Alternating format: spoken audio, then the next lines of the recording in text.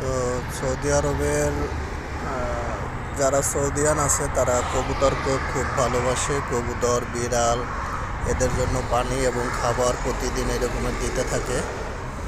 তো দেখতেই পাচ্ছেন যে সৌদিয়ানরা কবুতররে খাবার দিছে, সেই খাবার খেতে কবুতর আসছে। তো এই জিনিসটা দেখে খুবই ভালো লাগে যে সৌদিয়ানরা পশু পাখিটা খুবই ভালোবাসে। তো এটা আছি আমি এখন রিয়াদ খালেদিয়া। দেখতেই পাচ্ছেন যে ঝাঁকে ঝাঁকে কবুতর নামতেছে। এরকমের প্রায় জায়গায় 5-10 মিনিট হাইটা গেলেই দেখা যাবে যে এরকমের কবুতররে খাবার দিতেছে।